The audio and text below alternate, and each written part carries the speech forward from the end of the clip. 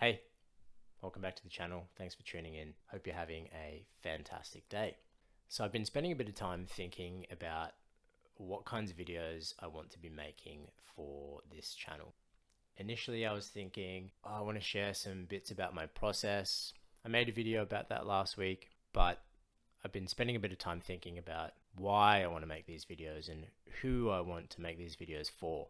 I thought it would be most valuable for me to share some of my knowledge from a bit of a different perspective, I guess.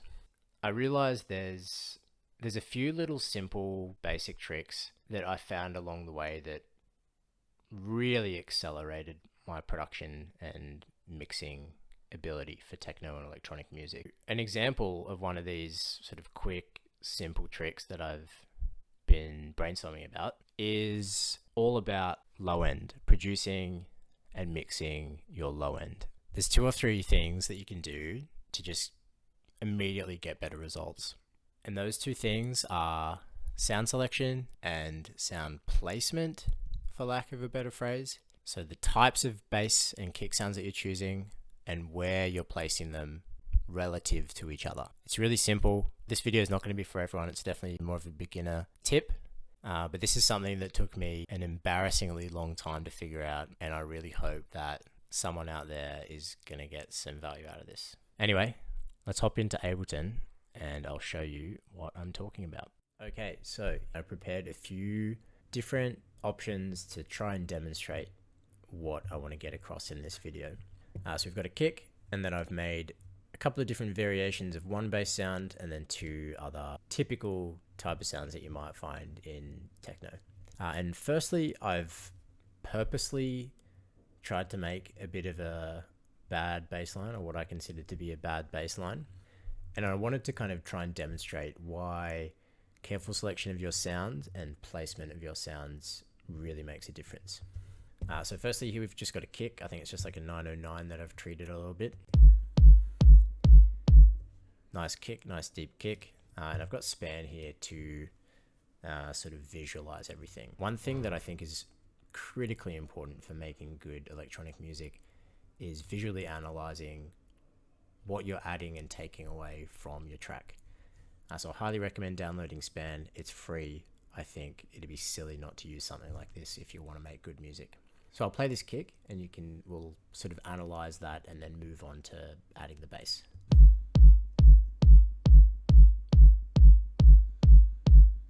If you have a look at that clip where the kick's been analyzed there, you can see that it's hitting on a G1 note at around 50 hertz. And that's what we would call the fundamental of the kick. That's the feeling, that's the oomph and power behind the kick.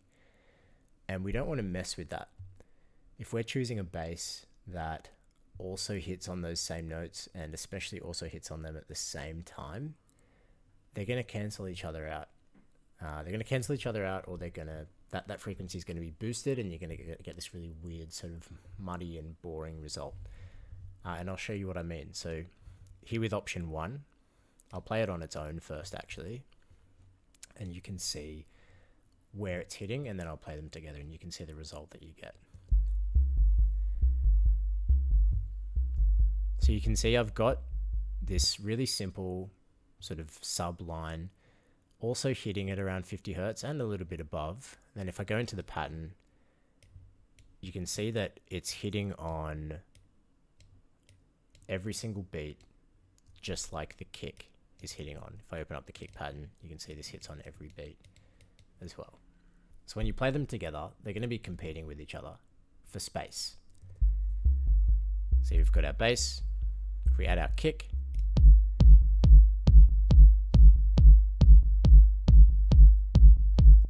all of a sudden you can't hear that bass note hitting on the beat. And I'll show you with some really simple edits how this bass line could be improved, and then I'll show you how it could be improved even more. So simply just by taking these notes that we've got hitting on the beat and just moving them so that they're not hitting on that beat, we're going to get probably a much better result. Now again, by no means this isn't a fantastic bass line, but we'll be able to see the impact of just moving those notes.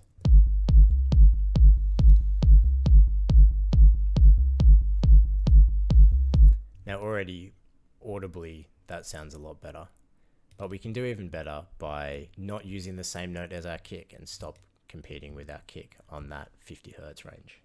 So what I've done here is not only have we moved those bass notes out of the way of our kick, we've also changed the notes so they're not hitting on the same note. Now this, I don't know if this is in key. It's really not important for the purpose of this video, but here I've just simply bumped this note down and this note down, these ones that we're hitting on the G on the 50 Hertz. If we have a look at our spectrum analyzer, now we can see that they're moving around that 50 Hertz mark.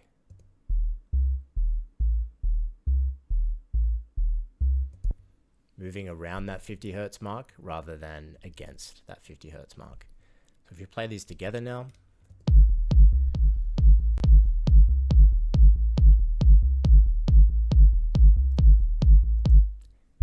we can see that our bass and kick are working with each other rather than against each other.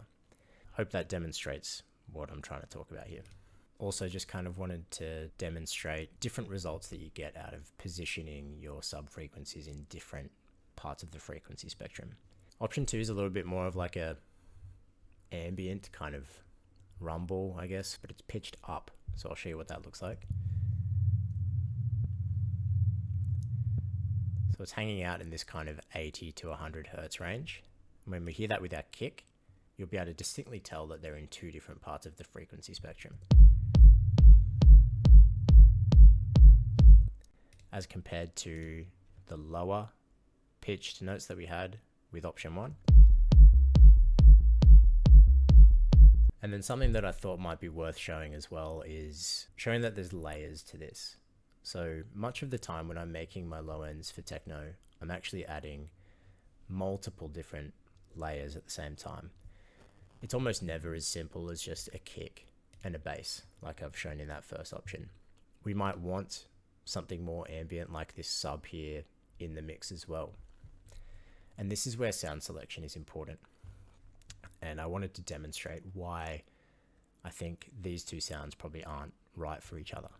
So option 1 sounds fine on its own and it works with the kick. Option 2 sounds fine on its own and it works with the kick.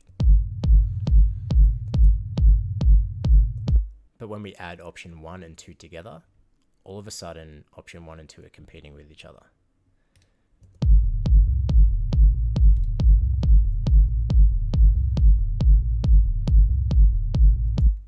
We can't hear option 1 anymore because option 2 is getting in the way of those harmonics that we're able to hear from option 1.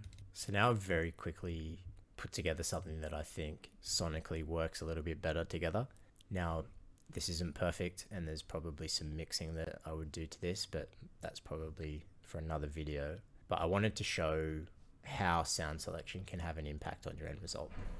So with option 1 and 2, they were clearly fighting with each other. I'll show you what it looks like now with a bit of a different pattern on option 1 and a completely different sample for option 3. I think this is a sample that I got from a Satak Mass sample pack, but this is with no processing, just to show you how sound selection can change the result that you're looking for entirely.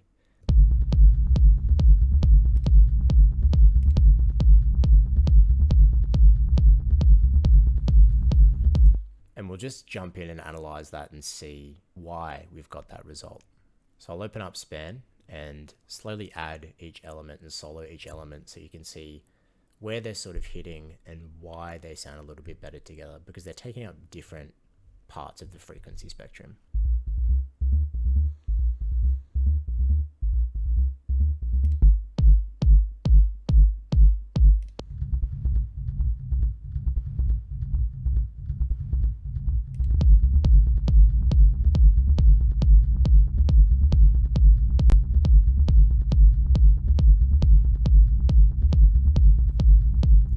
So on the Span, we can clearly see the kick is hitting on 50 Hertz.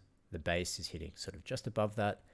And most of the harmonics from that sitar mass sample are hitting just above that bass and also just below the kick. Obviously there's parts of each sound that are competing with each other, but they're all taking up their own respective space in the frequency spectrum. And all of a sudden we can kind of hear everything. And the result is this evolving, interesting, dynamic low end that's moving in and out of different parts of each other. Anyway, that's all I wanted to show you today. I know, again, it's a really simple technique and it sounds silly to say this, but it's something that I just couldn't wrap my head around for a very long time. So I hope there's some producers that got a bit of value out of this. And I've got some friends that I've shared this information with that say that they've improved their music just by thinking about it in this way. So I hope that I'm able to help someone out there, and I hope you enjoyed the video.